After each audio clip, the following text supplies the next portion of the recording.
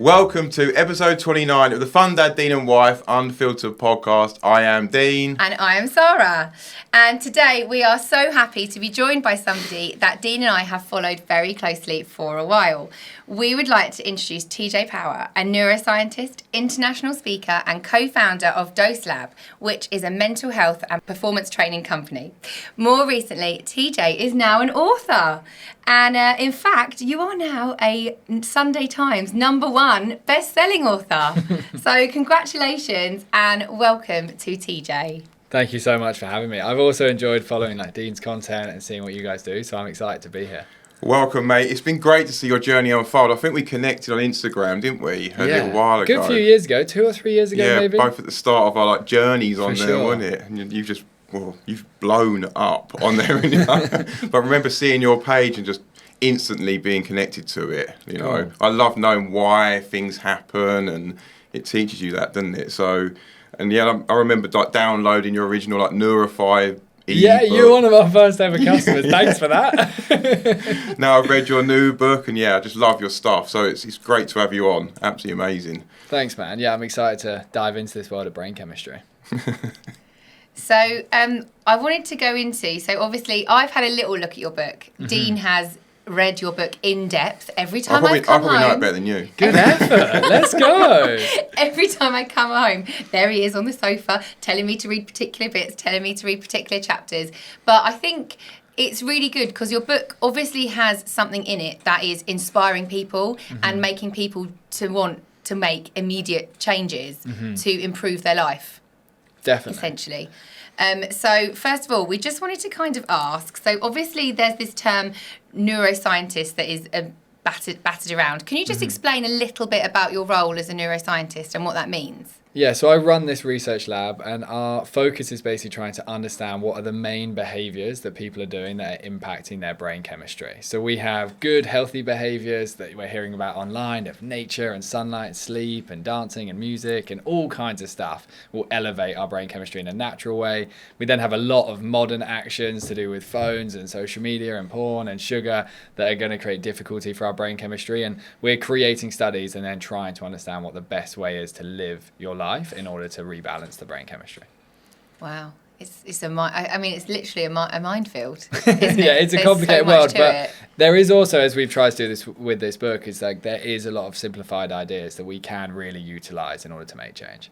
Yeah. Because we're like not destroying ourselves, but destroying how we are acting, aren't we, in certain aspects of this new world. But we'll come on to it, won't we? But yeah, it's really, really interesting. Yeah, we have set up a world that's conducive to not feeling very good and not being able to live a healthy lifestyle anymore. And for hundreds of thousands of years, it was basically impossible to be unhealthy. Like life just took care of itself, whereas now it has to be like a conscious thing that we learn about and then take action. And now, like, trying to be healthy is like hard work. Or Yeah. it feels like boring or really hard work, doesn't it? Sure.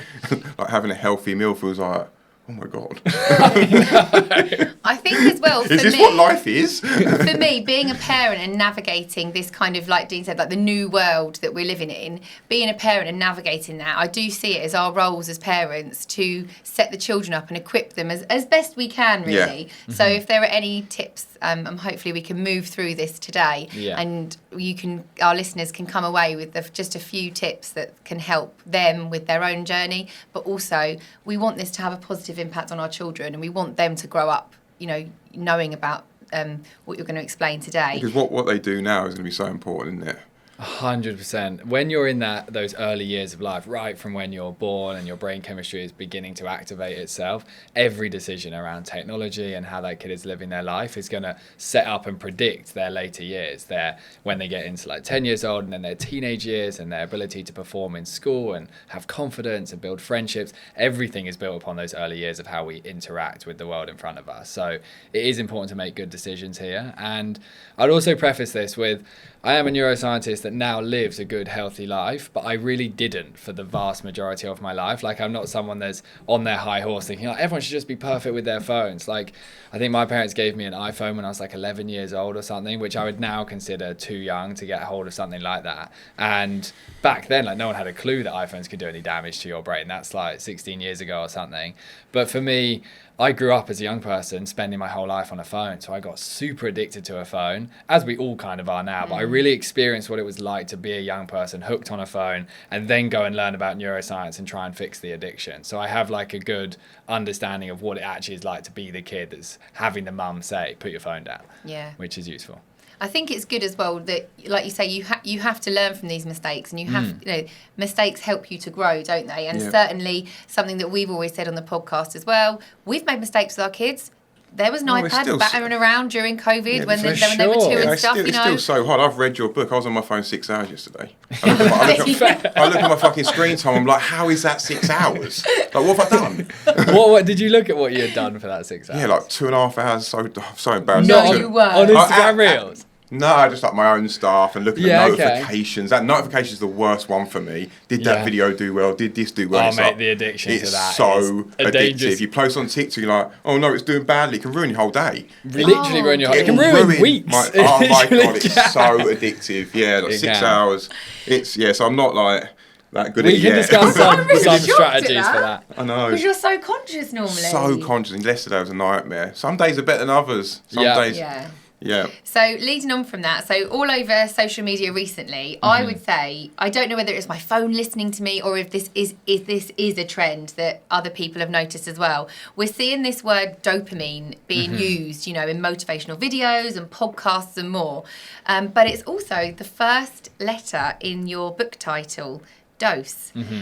So can you just try and explain, kind of for somebody who really has no understanding, like what is dopamine and maybe how could it potentially impact us? 100%. So it's really useful with these brain chemicals to understand like why we actually have the chemical and then what the modern world is doing to it.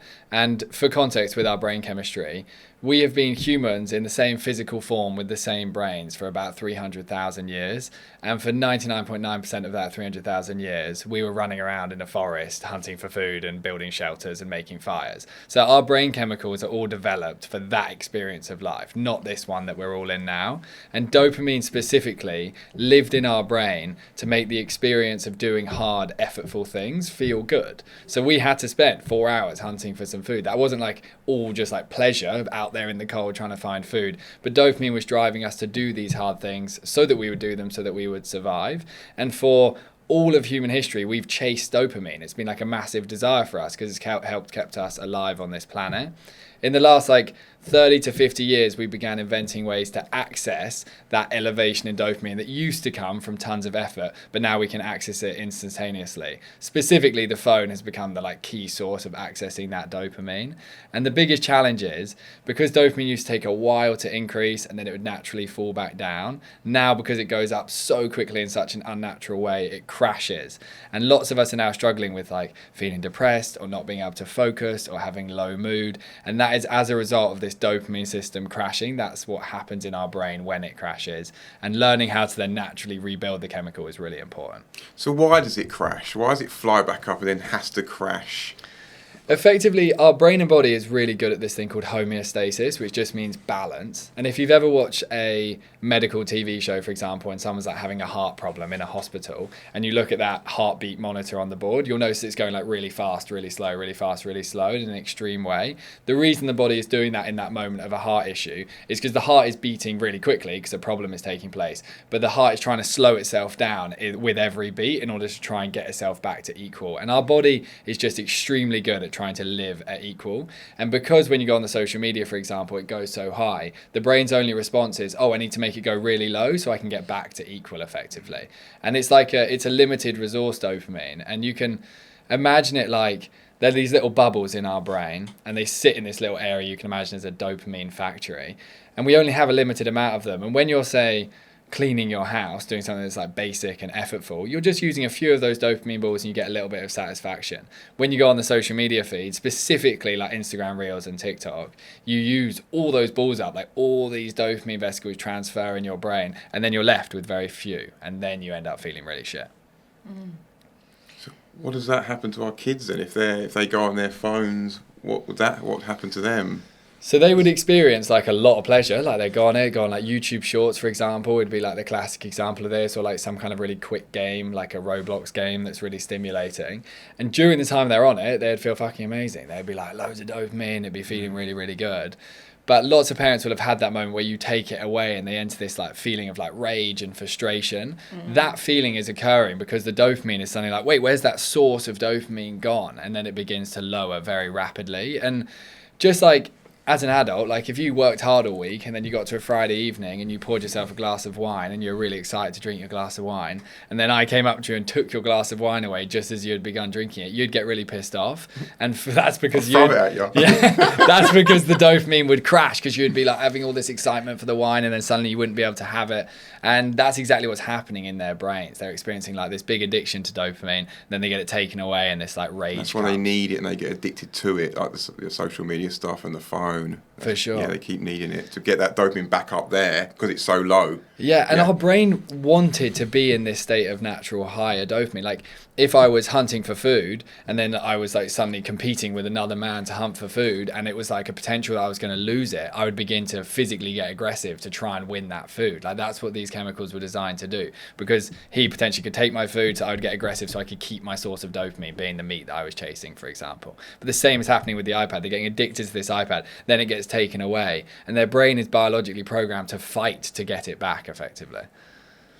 Wow. Yeah. So as many of our listeners know, we are really keen advocates for raising the social media age in this country to 16 and limiting screen time in children. But what could you say as parents, what would be your advice to a parent who has a child who, you know, maybe is doing the things you're saying? So, you know, they're taking their tablet away and they're having these outbursts, these meltdowns, because they're losing that tablet. What advice could you give to a parent? Like, do they go cold turkey, or, you know, what would you say? I would say the most important thing is that you're naturally building dopamine on the other side of life with the kids. So you're not doing just this quick form of dopamine, but there's other activities that they're having to do in order to effectively earn time on the screens. I think in general, the idea of like less screens is really good, and we can go into how you actually do that. But as a gold standard rule, I think a child should have to require certain steps to have been achieved before they've effectively allowed a screen. So that would be things like cleaning our bedrooms is ridiculously good for your dopamine. Like a simple example that we can relate to, we all have the really annoying task of changing and washing bedding. It's like the most annoying thing in the world, and you have to do all the sheets and wash it all and dry it all and put it all back on. But you get into your freshly washed bed and you're really satisfied. You don't get into your freshly washed bed and think, oh, I really regret the fact I changed and washed my bedding. No. You do get the opposite feeling when you scroll for too long. You regret it, and that's because this dopamine system is very good at guiding us. It's like you have that guilt, you know, like sometimes I'll say to Dean, maybe, oh, I'm going up to bed early. I'll be for like 3 hours. Oh, not 3 hours, but I'll go up maybe at 9. I think I'm gonna go up at 9 tonight. I want to be asleep by 10. Yeah. I can hear Dean maybe coming up the stairs at like 9:45, and I'll hide my phone because I'm like, oh god, I've said I'm coming up to bed early, but actually I've just been on my phone for 45 minutes. And like you say, that there is that feeling of you kind of know you shouldn't be doing it, but you can't help it. For sure. And as adults, I suppose we can reflect on that and do watch that. Netflix. But Turn it off and watch Netflix straight off. But children can't do that, can they? So it's our job as parents to try and enforce that and build up better habits. Yeah, I think with things like this, I don't think you should ever go on a phone in a bed. I think that's like a really good rule to have. That doesn't mean no technology, just no phone. And this is where like technology is interesting because it is nuanced. It's not all technology equals bad for our dopamine. If you were sitting in bed, you were like, I'm going out for my earlier night, and you sat in bed with like an iPad and you watched a podcast or you watched some Netflix or you watched something that was just slow, like a movie, anything that was long form content, it's really not that bad for your dopamine. Okay. What is bad is when the content is constantly changing, and that's what really, really stimulates the dopamine system. Okay. So for me, like, I love consuming content, but I know the quick content is making me feel really shit. And like, I'm someone that just does struggle with mental health. Like, if I don't get these things right, I will just experience loads of like low mood and overthinking and just not feel good. And I hate that state. So for me, I love consuming content. I know the short content screws me up. So therefore, if I sit in bed, like, I would watch a podcast on an iPad and I would try and stay on one video like for longer than 10 minutes or something like that. Yeah. And it is a bit boring at first. It's like you have to sit there and like, oh, it's a little bit boring. But like, your brain can very quickly get through that uncomfortable state and begin to find it enjoyable to watch longer form content. And the same with the kids. Like, if they're going to watch an iPad, it's about trying to pick longer form content over the short form. BBC iPlayer we've used every like 30-minute episodes. They don't come off there like on rage. Everyone must get bored of it. That's really interesting. And that's perfect. Yeah. So when it was COVID times, I was obviously working, Dean was working. It was really challenging. It was really hard. But what did we do? We gave our youngest the tablet. So she was 1 and 2 when it was COVID. We were and bad. I remember it was so bad. She used to love Peppa Pig. Yeah. We didn't really monitor it, did we? She loved Peppa Pig. What else did she like? Blippy, Cocomelon, everything basically that you're saying. Cocomelon is like drug dealing. They are literally. She'll be all right. but we weren't educated. We didn't know. It was this journey we've only come on kind of in the last few years. So we would give her that short form. And do you know what I started to notice? Those times where we did have minutes and we did think, oh, we'll sit down for a family film. Yeah. Our youngest couldn't watch it. Yeah. No. And our eldest could always watch the film. Not stimulating enough. But she literally couldn't watch the film. And actually now, reflecting on that is probably why we couldn't get her to sit still for a film. But then we banned it. When did I do that course? I did an NSPCC course, like, I don't know, about 2 years ago. A couple of years ago, yeah. And then we made the move to ban YouTube, made the move to ban stuff, and now, it's still not brilliant, but on Netflix and stuff. I allow Netflix on the phone BBC sometimes. BBC iPlayer, but not like YouTube anymore. No. But even YouTube, they watch long. drawing. They watch people do drawing in copy.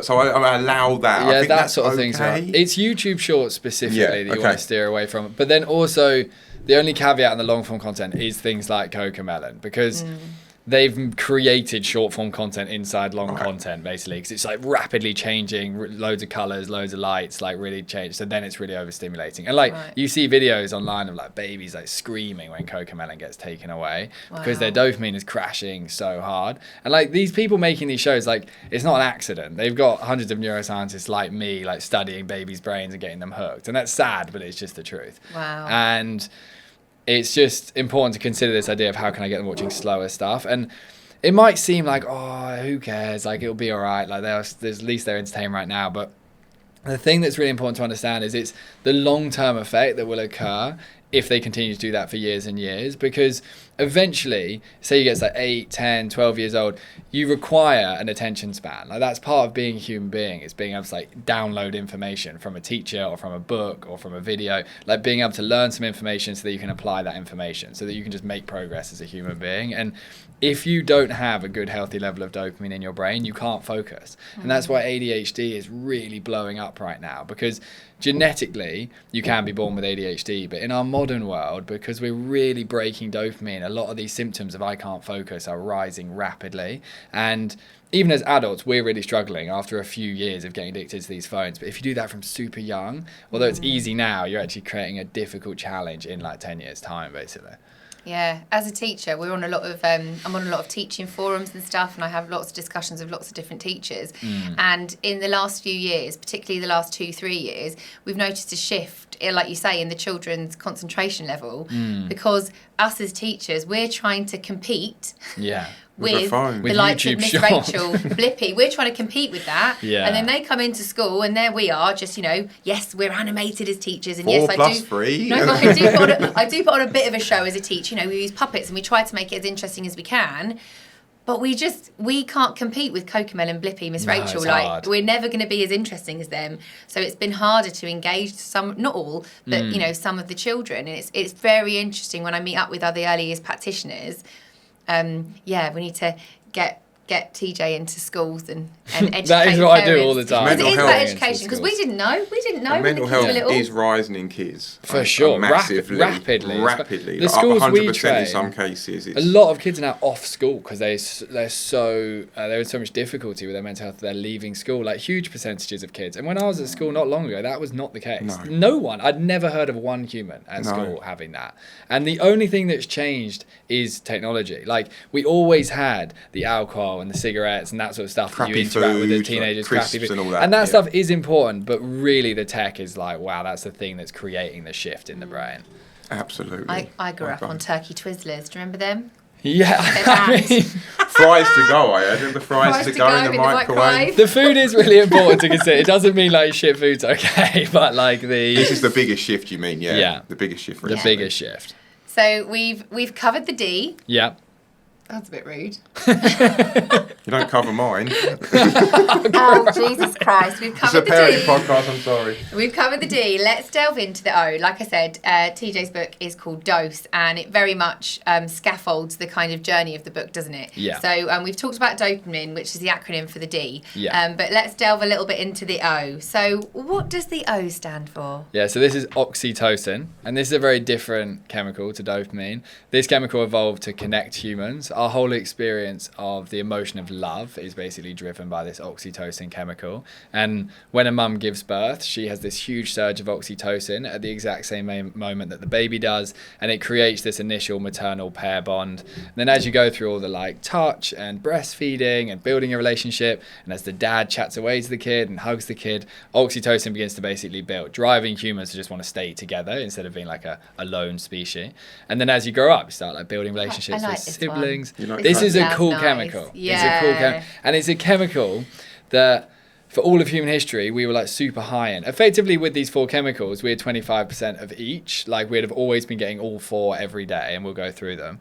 But now we're living in dopamine land where life is all about how can I get so much pleasure into my brain so that I feel temporarily good in those moments. And as a result of spending our life in the iPads and in the pleasure and in the sugar, it's not just that we're creating difficulty with dopamine. We're therefore substituting time that could be oxytocin-based connection type activities, like as simple as a husband and wife sitting in bed scrolling their phones instead of having sex with each other. Like that would be a classic change that's happened in the modern world. And we need to effectively learn how to rebuild this oxytocin. So how can we promote healthy I can't say it. Oxytocin. Thank you, Dean. How can we promote healthy oxytocin levels in our family home? So obviously we're 2 adults, 2 children.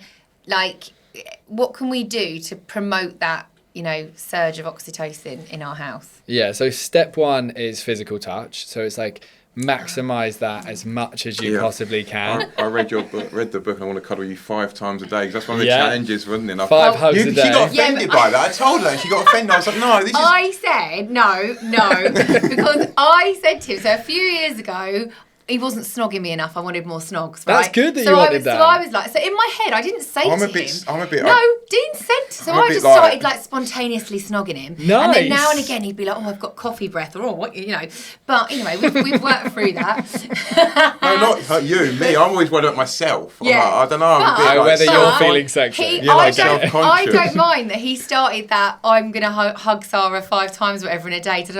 Don't fucking tell me and be like, I've read a book, so I'm going to hug you 5 times. I was like, okay. How about you just do it? If your oxytocin's low, does it make you more standoffish, or does it make you... It does. Yeah. So that's what I felt I was being. So the more you cuddle, kind of the more you want to cuddle. Is that kind of how it works? 100%. And that's why, like, sometimes cuddling has actually become, like, uncomfortable for people now because we're so low in this chemical. And it's super interesting in terms of what will happen to a relationship when people just simply start cuddling more, because sex lives are like a massive issue. Like in all of our research, we see like the quantity of sex that people have is so much less than it used to be. And you've got an element of the phone is just so distracting for us, and we scroll our phone like crazy, and then our dopamine crashes, and the thought of having sex is like, can't be fucked, basically. The other element of it... And also a husband that won't get the snip. Interesting. That's a different lane. That's a different lane. We've got cuts. Maybe to like get good at the pull out. I don't know, but I'm a pro. Shut up. Sorry, I've lost I bet you are too, kids. So there's an element of that dopamine component. There's an element of the snip, I guess. And then we have oxytocin and how much touch has been happening, not just sex touch, but just any touch, like holding hands and cuddling. And people come through our training. We had a specific man recently come through the training, and he really realized that he hadn't been hugging his wife at all when he left for work or coming home from work. Like that had just become like an activity that had disappeared over time, as it does for many people. And he set this challenge, 7 days. I'm just going to do it every day. I'm always leave, hug, come home, hug. And he came back 7 days later. If you take your advice, everybody, it's better not to tell your partner that you're doing it because of that reason. Just do it spontaneously. Okay, they can just, unless they're really like, oh God, have you done something wrong? Why are you hugging me? They maybe explain, oh, it's good for a brain chemistry. Yeah. And he came back a week later and he said not just hugging benefited, but like we'd reignited our sex life. And the reason that occurs, and he said they hadn't had sex for like a long time, like 5-6 years or something since they had properly connected like that. And particularly for women, if women's oxytocin levels are low, their desire for sex is going to be a lot less. And for men can just immediately get into the mood of sex. Like men are obviously super hooked on porn, so it's just like we can go from completely not stimulated to stimulated in 10 seconds. Whereas what you see in the research from brain chemistry is that it takes a while for a woman to warm up effectively to want that activity on average. And if you start intentionally like sitting closer on the sofa and cuddling and hugging more and holding hands more, and then when you get into bed hugging more and cuddling more, that will then drive loads of oxytocin between you both, which then creates an increase in the likelihood of having sex. The other element of that, in terms of sitting on the sofa and cuddling more and stuff, is it's really important for your kids to be seeing physical touch, because then their brain is just like a learning machine and they're going to start associating, oh, mum and dad have physical touch. So they'll want to hug you more. They'll also then end up in relationships one day and have more of a desire for physical touch. And it's a very important thing for humans. So like modelling that in front of the kids. Really interesting. Like just enjoying cuddling it like in front of them. That. Yeah. Yeah. And I love knowing why it's like that. Like, when someone's just saying, just do this because it helps, like knowing why. For sure. Yeah, it really like helps me. The science behind it really helps me go, let's do it. You know? Definitely. Yeah, let's make the changes. And there's basically nothing more calming for the human body than physical touch. And anxiety is such a big thing now. Like anxiety, overthinking, feeling super overwhelmed. And in neuroscience, there's this chemical called cortisol, which is like this stress hormone that we're all super high in now because life is just so stressful. And as soon as two humans make physical contact, cortisol just immediately begins to plummet. It just reduces very fast because your body, when you were really, really young and you were distressed, when you were like a few months old sitting in a cot, you would have got an increase in cortisol when your parents were like not around and you felt a bit of fear, like, am I in danger? Then you cry, then your mum comes over and starts hugging you. And your brain learns this conditioning of like, if I feel anxious, physical touch calms me down. Yeah. And then as an adult, your brain still has that programming. So it's so important. Like if you're really like anxious and stressed, or your kid's anxious and stressed, physical touch is like step one to start calming the body. Very interesting. Right, are we... I feel like a cuddle now. Oh, have a cuddle. Oh, no, that's just it. No, you're supposed to love it. They want it. I feel much calmer. I feel so chilled now. Okay, so step one would be the touch. Then there's a couple others that I think would be cool. Whenever you do something for someone else, oxytocin increases a lot. Like that's really at the core of why this chemical evolved, is so that we weren't selfish people, but we wanted to help the group survive. Because as hunter-gatherers, if you just went out on your own, you're just dead in a second, you get eaten by a tiger or something. But if you stayed in a group, like obviously humans were amazing, we managed to get to this point. And it's really important for your kids to learn to do things for you guys and learn the experience of contribution. And even if it's really basic stuff, like if they're really young, just getting them to do something really basic that they feel like, oh, this was for mummy or this was for daddy. Putting their shoes away when they get in from school, and hanging their coat up. Our kids are terrible at that. And it is hard. Crisp hard. packet in the bin. It's like on the floor, and I'm like, the bin's over there. I'm not doing that. Yeah, like, interesting. What are you doing? And if that must be what I've... Oh, yeah, it's bad. It's bad. You leave your crisp packets all around the house. I don't. Yeah, they're learning off you. I don't. I'm like, I leave cupboards open. You're the model.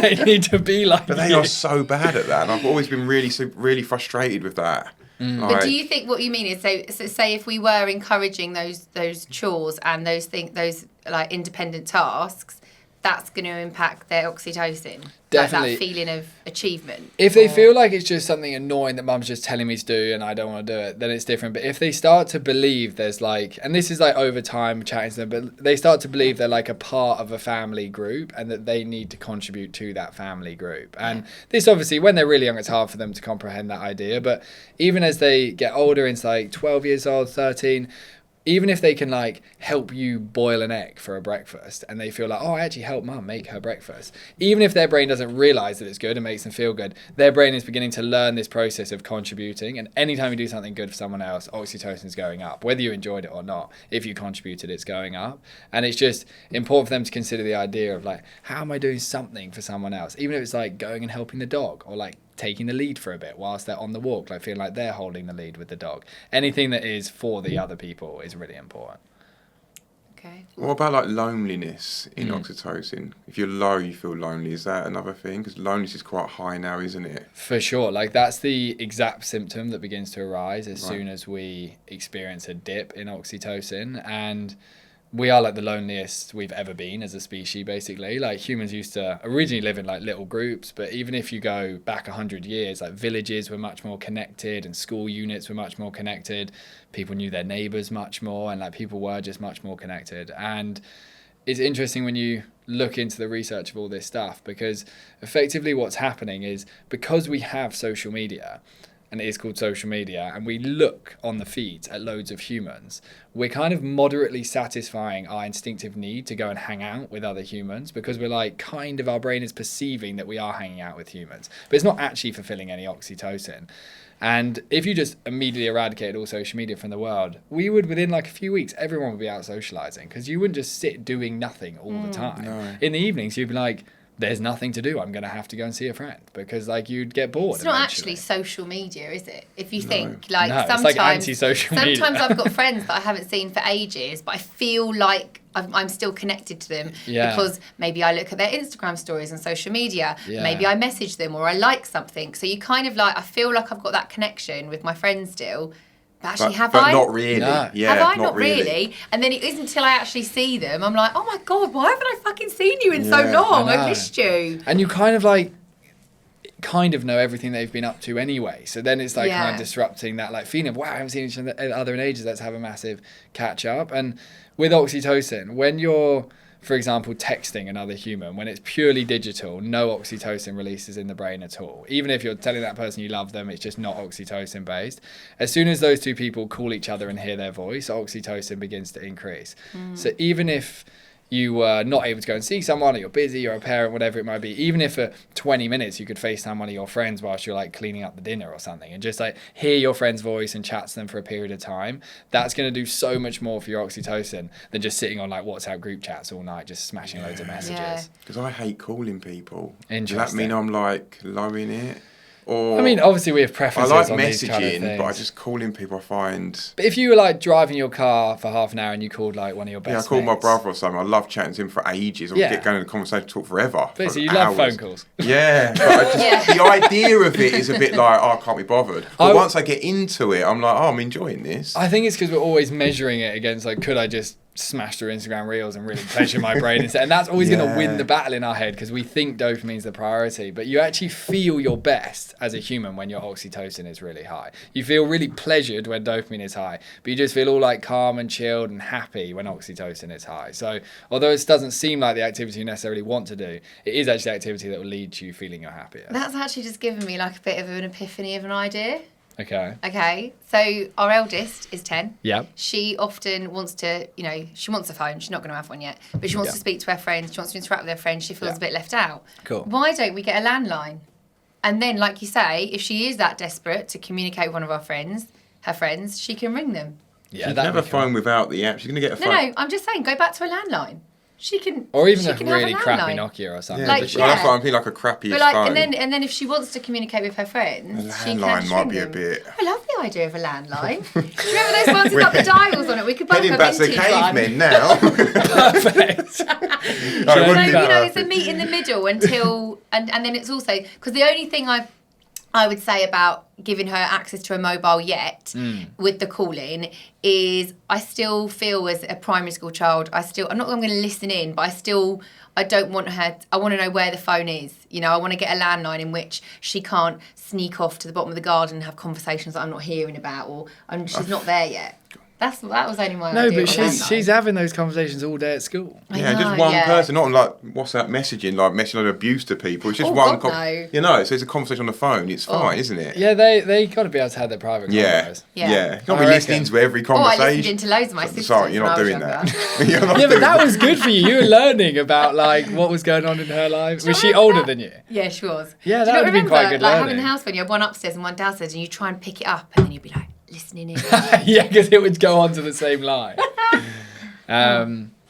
It's interesting that with giving the phone early, because I don't have kids yet. I am always thinking about like what I will do when I have kids, because it's like my biggest priority in life is like building a family. And I imagine what would I do right now, and I think I would, if they were going to get some form of technology at like 13 years old or something, I think going towards something like a really basic Apple Watch would actually be an almost better idea, because for all the things that parents are suggesting they need a phone for, which is like calling and tracking and GPS and getting picked up from school and all that sort of stuff, an Apple Watch could do that.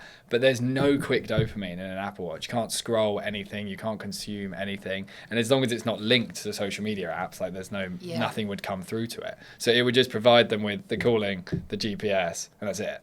That's actually a really good idea. Yeah. And I would orient towards just getting them one of those. And then, like, they'll feel, like, kind of cool. They got some good tech and stuff. Like, they want to be a part of the whole, like, tech world. So, like, they'll be able to show their friends they've got an Apple Watch. But they can't do anything else. They can't, like, go on WhatsApp groups. They can't go on Snapchat. They can't do all the shit that screws up kids. They can't go on porn. So I would probably be leaning towards, like, an Apple Watch as a solution. Yeah. It's a good idea. Expensive, but I don't mind. Now they got, I mean, Couple hundred? Yeah, a couple hundred for the basic ones. You can go even more basic than that with smartwatches. You can get smartwatches like 40, 50 quid, which is like the same as like, I mean, if you were considering a smartphone, it's like you're already a lot less than that. Yeah. Put it off for as long as we can. Yeah. Are we ready to move on to the S?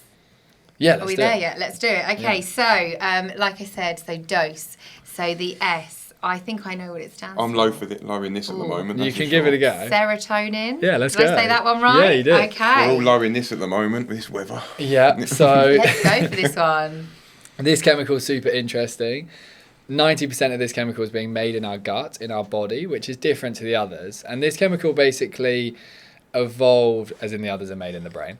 Yeah. This chemical is different in the sense it really is designed to help us take care of our body. And like you can think of the other chemicals as things that are really impacting our brain. When we look at things like our food and our sleep and how much sunlight we're getting, these are the kind of things that are really impacting how healthy our body is. And serotonin basically wants us originally to just be like running around in the sunshine, in nature, eating loads of natural foods and stuff like that. That's obviously become more and more difficult in our modern world. But there are certain things we could do to boost this chemical, and specifically our mood and our energy levels are completely controlled by serotonin. So one element would be if you're struggling with like your mood is just so up and down, that would be a good indicator serotonin is low.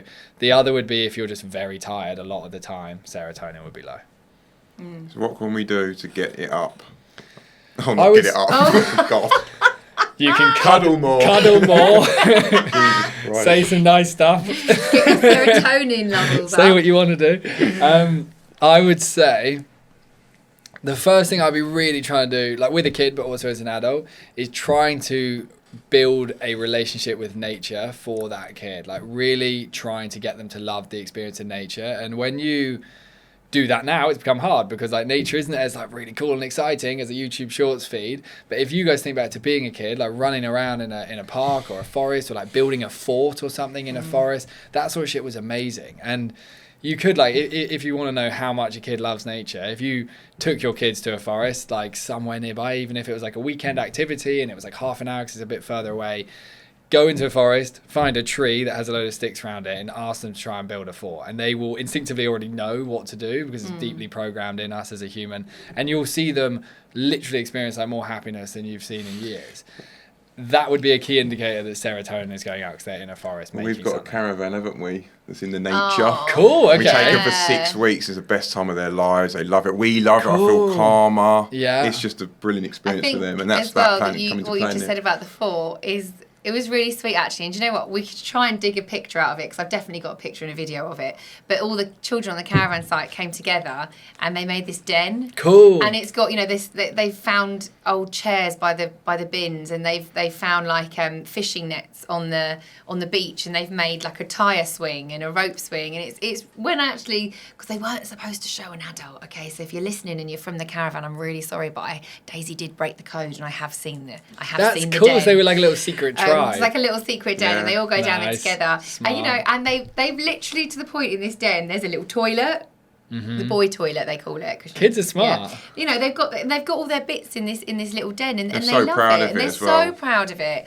And I think Daisy did get. So would you say I don't know how to phrase it, but would she get a lot of serotonin from that, or that's making the den is producing serotonin? Yeah, it's interesting. That example is where like all of dose is almost coming into play, to be honest, because they're outside, so they're getting serotonin because they're like in a natural environment and they're in sunlight. Yeah. That whole contribution piece I just mentioned with oxytocin, they're like in a group doing something for a group. So then they're getting oxytocin from connecting with all their friends. The fact they came up with it's got to be a secret with us and stuff, that's all like very human connection based stuff.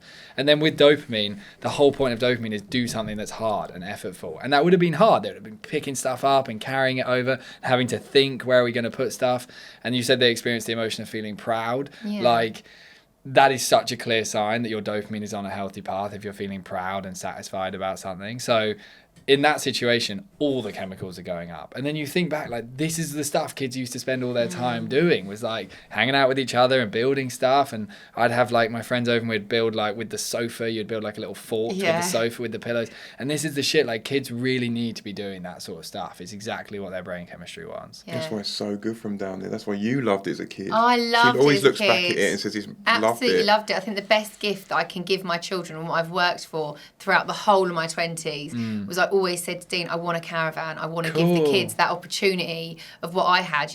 Like there's been days at the caravan. Some of my favourite days, my favourite memories with the kids is when we've gone out on the kayak, caught some mackerel. Oh, it's amazing Oh, he feeling. loves it. Because I love you're it. being hunter-gatherer. Oh, it's the best Take feeling. it back to the It beach, is. and then we use the little portable barbecues, cook it, wrap it in foil, and we eat it. Not good for the Real. mackerel, but it's good for us. Yeah, Poor but little it's things. worth it. I mean, that's more natural than the fish in the supermarket, so they're lucky But I think mackerel. At least they were in a river. The biggest challenge facing parents is, like I've explained earlier, we're later on this journey. We didn't get to this journey with technology and tablets and iPads and phones and all of this stuff. We didn't get to a point on our journey until probably our youngest was 2 and our eldest was about 6.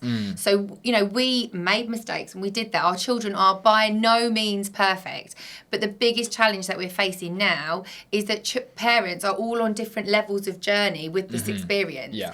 And then, I think your child is only as good as the people they hang around with or the people they surround themselves with. Yeah. And it's really hard as a parent when we have friends round. Like Daisy's quite good now. We set the rule: if a friend comes round, they've got a phone, they have to actually leave it in their shoe, because I'm not comfortable with you being in my daughter's bedroom with access to the world on a phone. I don't know what you're doing on it. And we've banned it. So and you we've can't bring banned it, in. and we've put that in our house. And You it was a see bit it like awkward alcohol. first. Yeah. It's a bit You wanna see awkward it at like first, like to have those conversations. For sure. I feel it's a bit awkward and have to explain it to the child, because the child's obviously a bit like, well, that's not like that in my house, and it's a bit. But everyone's on a different journey with it. But I think I have to, at the end of the day, I know deep down that I'm doing the best thing for my child, and maybe later on in life she'll thank me, even if she's not right now. She won't even need to thank you. She will just live a better life as a result of you making that decision for her. And just like you wouldn't start giving your kids alcohol at 8 years old, 10 years old, because you know that would screw their life up. The phone, it's so strategically designed, so we build tolerance, and it's really hard for their brains. And like, I'm in schools all the time seeing the state of kids, and like we're really like underestimating what the phone is doing. And I know it's so hard, like it's so hard as a parent. And I'm sure when I get to being a parent, I'm gonna be like, fuck, where's the iPad? but like it's pain now to help manage them not have the phone, to have so much less pain in their future. And I think what you're doing is a great thing to be doing. And I think for the parent that then hears like, oh, I wasn't allowed my phone, like they'll think, oh, that's annoying of that parent or whatever. But it's at least like planting seeds of like, oh, maybe I should consider some of these things. Yeah. And it's important to do. Yeah. Like teenagers can't get out of bed now, can they? I saw one of your videos where teenagers struggling to get out of bed. They'd be on their phone so long, like 14 hours a day or something. They can't get out of bed. What's it called? It's called. There's this thing called rotting. Right. And like, there's this big term now called brain rot that, like, I think Oxford Dictionary put it as like word of the year last year as like the biggest new word that's getting talked about a lot. This brain rot idea. And basically, what happens with dopamine is dopamine helps us do everything in terms of anything that is effort at all. So even my ability to talk out loud right now, dopamine is like having a little role in me being able to talk. If you take something like getting yourself out of bed, it's requiring dopamine to get you out of bed. And that's why if you get really smashed, it's much harder to get out of bed the next day than if you have an early night. Like, that's like a clear, easy example because your dopamine is low because you got smashed. And right at the core of dopamine is our ability to just initiate movement. And that's the Parkinson's, for example, where you have difficulty with trembling and stuff like that. That's actually a dopamine related challenge, but that's sort of a different lane. But the reason you can get to a point where you can't get out of bed is you've literally got no dopamine. You've used up every single tiny ball of it in your brain, scrolling the social media feed and then having a wank and then eating sugar in bed. And like, that's what a lot of teenagers are spending their life doing. And then they end up with no dopamine. And then they think, oh, I've got depression. I've got a mental health problem. I need therapy and medication and these things. But it's very likely that their brain just doesn't have this chemical left. They've got none of it left that they really, really need. Wow. Wowza.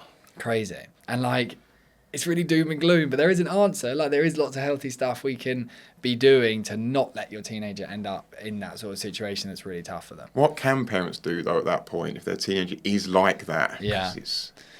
Oh. Yeah, it's an interesting one.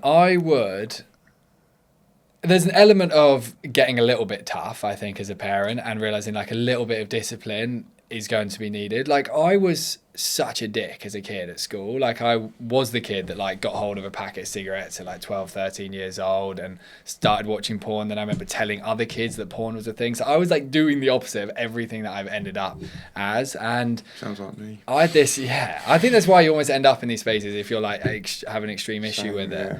But I had this South African, I was one of those kids that never listened to authority. Like, if my parents told me to do something, it just wasn't happening. And this South African teacher that I had at school, this guy called Ed, he really did just have like a very serious, hard conversation with me about like where my life was heading on this path. And it was like one of the most significant moments of my whole life, just having an adult actually really tell me what was going to happen down this path. Not just like a little bit gentle, but he was really firm with it.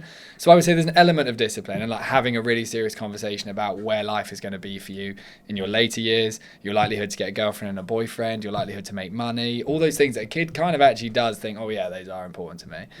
There's that element. The other is you have to try and locate something that they would like doing that's not on the phone.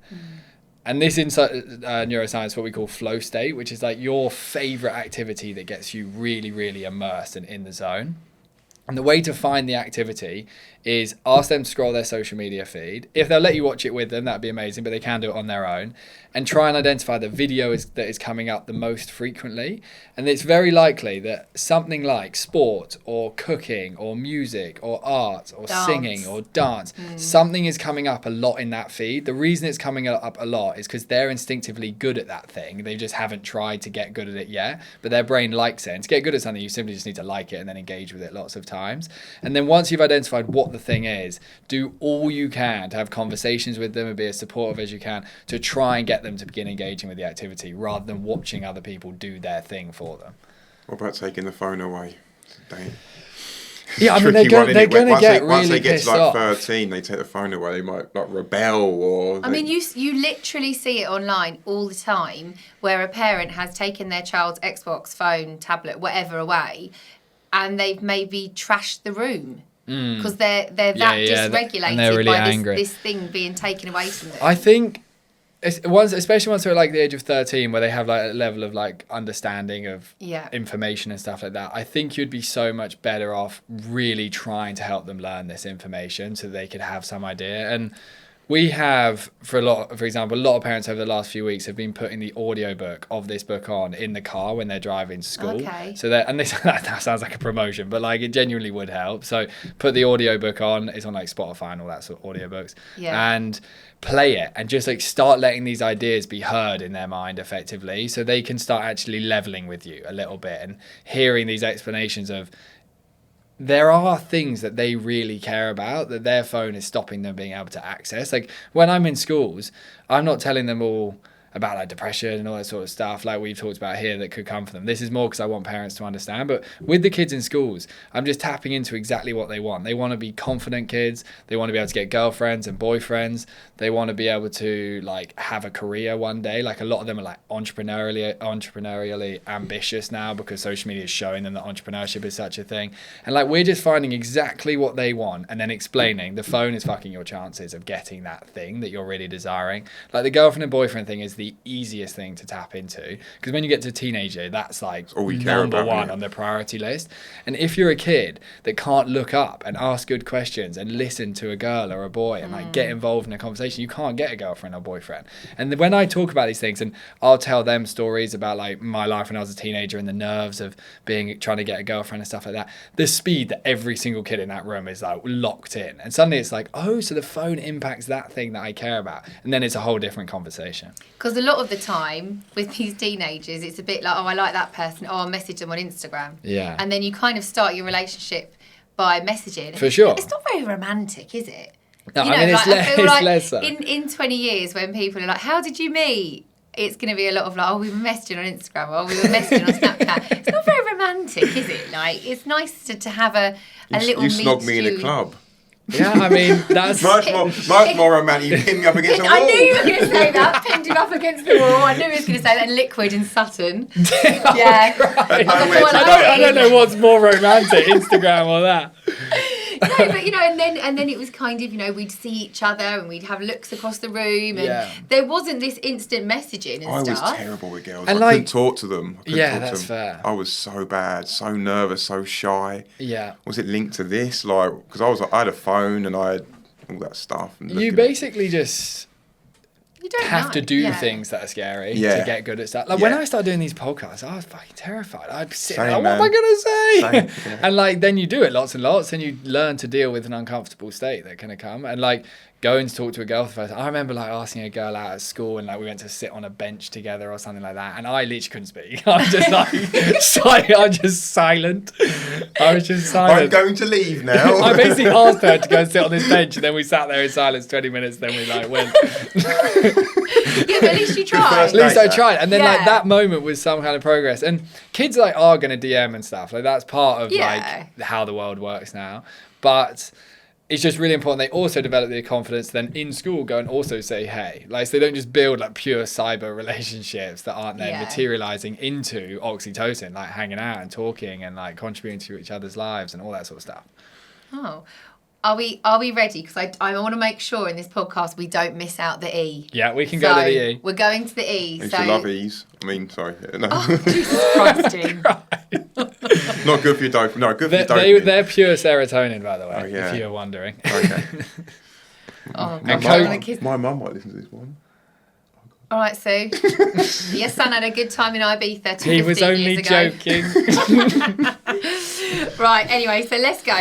So the last letter in dose is the E. I'm going to leave the E up to you because, again, I'm worried I might not be able to say it right. So go. So we've got endorphins. And endorphins is a very relevant chemical for if your kid is getting stressed out or angry and pissed off, basically, which is really significant. And whilst they're getting addicted to the dopamine, so that's then leading to this issue with the iPads, endorphins being low is the reason their body like can't cope with rage and stress. And this chemical originally evolved so that if in a situation I was faced with like fighting an animal or running away from an animal, that moment would obviously be insanely stressful for me to manage. And as I began to like physically run away, for example, and physically push my body really hard, endorphins would flood through my brain and body and take the stress out of my mind so that I wasn't like, oh my God, I'm going to die. But I just like got in the zone to try and survive that situation. And some of you will have experienced this, like you feel really stressed and then maybe you've gone and done like a bit of exercise or a workout or a walk or a run and you feel a bit less stressed after you've done the exercise. And that's because endorphins have come in and they've taken stress out of the brain in order to help you survive effectively, because the brain doesn't know that it's just running on a treadmill or a bear's behind you. when you look at kids, one of the big difficulties is like our life is just more and more sedentary, so there's less and less physical movement taking place. Like the example there of your children building that fort with their friends, like so much of that was physical movement and picking stuff up. So you've got that element of just like the body had to work. And that's why that example of making a fort with friends is a full dose. You've got the hard work for the dopamine, the connection for the oxytocin, you're outdoors for the serotonin, and then you're physically actually challenging your muscles for endorphins. And when kids are physically inactive, then their likelihood to rage is so much higher. Whereas if a kid has done a load of physical activity, then they experience some iPad, their likelihood to rage is going to be a lot less when the iPad goes away, because this endorphin chemical is still going to be in their brain. And I've imagined this in my mind of like, what would I do? Like when I do say give a kid an iPad for the first time, whatever age that might be. And I honestly think, and it sounds ridiculous, it sounds like military level parenting, but I think I will literally require a certain amount of sort of like press ups or something like that to then earn going on the iPad. That is so interesting that you've just said that, because I had a conversation in my staff room last week. Because there's lots in education at the moment. You'll see it in the media, you'll see it on the news about the school system and about the curriculum and, you know, different types of children, the rise in neurodivergent children and all of that within schools. We had this massive conversation in the staff room. We said a lot of our teachers, we were like, we would love to start every day with a PE lesson. Oh, definitely. Like, that it would just be phenomenal so for their brain. I mean, it's hard logistically, you know, I can't delve into, I won't bore everyone with the logistics of being a teacher and the amount of subjects. The amount of subjects you've got and actually facilitating the space, the sports hall, the field. You know, actually, when it comes down to the nitty gritty of facilitating that in a school, it has more challenges to it. But in principle, in the idea, when we were talking about it, to say start the school day off and everyone has PE to start their day off. It's amazing, should happen, 100%. No, it not would one be teacher so huge for disagreed. ADHD for that. Not one person in the staff room disagreed. No, why would Obviously, there are logistical challenges, but the principle of it, what a good idea. Make that happen. I would say that would definitely be the best thing for their brains. And even if you couldn't do that, we teach these two things to kids in dose. We have this thing called up-downs twists, which is like a stretching thing, and then we do press-ups with them. Ups, downs, twists is just simply like reaching up to the sky as high as you could, touching the floor, and then twisting your spine from side to side. Yeah. And we'll get all the kids doing this. They all reach up, they reach the ground, they twist their body, and immediately their body is then beginning to release endorphins. Then after that, we'll just get them to do like 5 press-ups if that's the max they could do, and everyone just tries to do as many as they could. And you could do that whole activity in like 2 or 3 minutes at the start of a lesson, and then you've immediately got a load of endorphins into their brains. And then they're going to sit down, and they've used up a bit of that like pent-up energy that's living within them. The same with the iPads and stuff at home. Like if they can have like a rule whereby like physical activity is required to earn this iPad, the same as I would say having a tidy bedroom is required to earn the iPad. Both of those two things would be so good for their brains. So I'm going to go off topic, not off topic, but just off parenting for a minute and just go back to teaching. So within schools, something that is encouraged a lot are these things called movement breaks. Okay, nice. And there's lots of, this is where I'm just wondering, are we getting it right but also getting it wrong? Okay. So the movement breaks are often led by people on YouTube. There's one that's like Go Danny, and there's like they use Just Dance, all these kind of things. But the screen in the classroom, the interactive whiteboard, is the facilitator for that movement break. So do you think movement breaks in school would be more effective if they weren't being led on a screen? Or is it still that they're moving? They're not getting stimulated from that YouTube thing, though, are they? They're not. Yeah, it's that same idea of because it's just one video, it's okay. Because the only thing that screws up the dopamine is when the video keeps changing, because that's what really stimulates the chemical. Right. And so if there's like a 5-minute video, like those PE with Joe Wicks videos were massive, and they're just like slow, and like the way the world got addicted to that PE with Joe thing just shows how much kids were wanting to do those PE exercises in schools. It's crazy, but a video like that's perfect. Like they can do that. Okay. If like a staff member just wants to do something really basic, like a quick press-up competition between a few people at the front, like we do this in schools and we get kids to compete on who can do the most press-ups. And if it's like girls and they can't do a press-up yet, they can like go on their knees, or they could do it like against like a table, so you're like not at like a full flat, but you're like against a table, so it's easier. But like kids need so much more exercise. Like when you look at these hunter-gatherer tribes, they were averaging about 25 to 30,000 steps a day. So that's how much, and you know what it's like to do 10,000 steps. That's a lot. That's how much movement.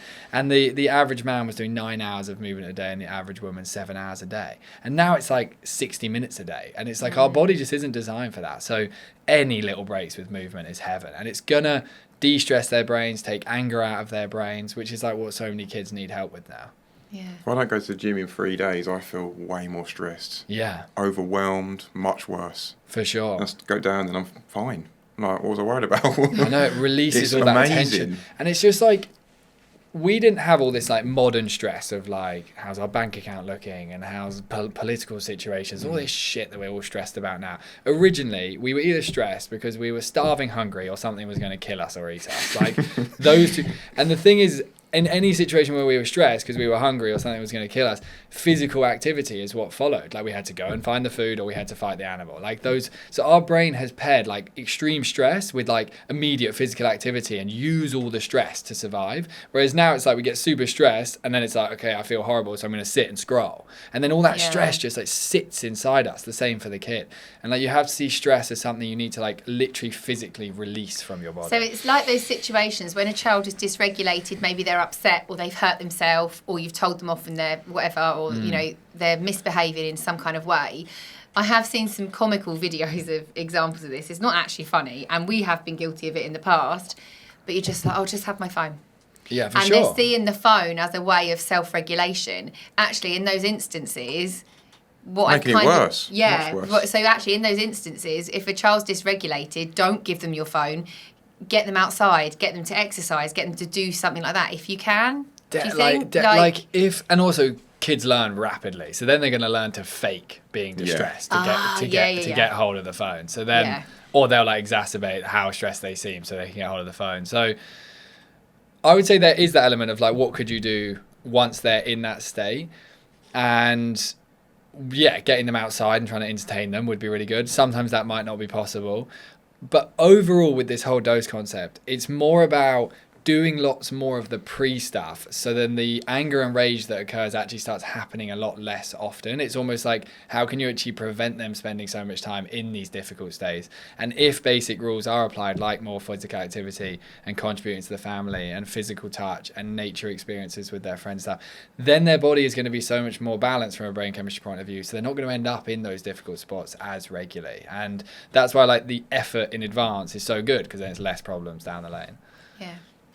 Oh, well, absolutely amazing. Yeah, that was amazing. Like that was honestly so amazing and so reflective. There's a lot even now I'm going to go back and think about, and I even think for you, Dean, you've read the book in depth, haven't you? Yeah.